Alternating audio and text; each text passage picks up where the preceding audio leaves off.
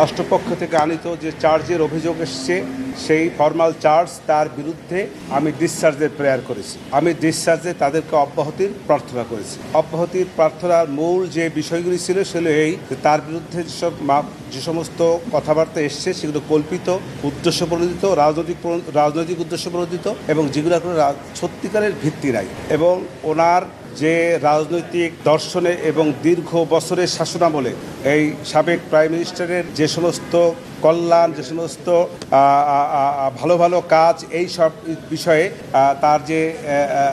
তার প্রতি রাজনৈতিকভাবে ঈর্ষান্বিত হইয়া এই মামলাটার আনয়ন করা হয়েছে। এটা হলো মূল বক্তব্য। প্রথম কথা হলো যে সে রাজাকারের নাতিপুতির যে বক্তব্যটা এসছে, সাবেক প্রধানমন্ত্রী রাজাকারের নাতিপুতি এইভাবে উনি বলতে চান না এবং বলেনও নাই। আর রাজাকারকে ধ্বংস করে দেওয়া, তাদেরকে হত্যা করা, এরকম একটা প্রশ্ন আসছে এই মামলার মধ্যে। সেক্ষেত্রে আমি বলেছি যে উনি দীর্ঘ বছর শাসন আমলে ছিলেন। উনি যদি চাইতেন রাজাকারকে হত্যা করে ফেলবেন তাহলে ইতিপূর্বেই পারতেন। উনি ইতিপূর্বে যেহেতু রাজাকারকে হত্যা করেন নাই, আজকে আসে কেন বাচ্চা ছেলেদেরকে হত্যা করবেন? এটা হল প্রথম কথা।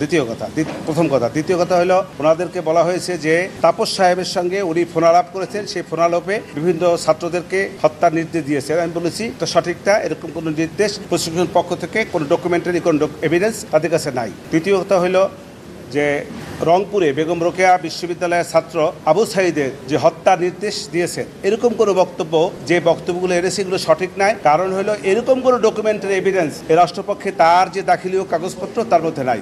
আর 4 এবং 5 নম্বর যে অভিযোগগুলি সেইগুলি বেলা 5টার, উনি তো বেলা 2টার, ওখানে বলা হয়েছে 14 আগস্ট থেকে 5ই আগস্ট, 14 জুলাই থেকে 5ই আগস্ট 2টা 30 বোধহয় সম্ভবত, পারহাপস একটু ভুল হতে পারে, সেইখানে মধ্যে ঘটনা। অতএব ওই দিন তো সে তো বাংলাদেশেই ছিলেন না।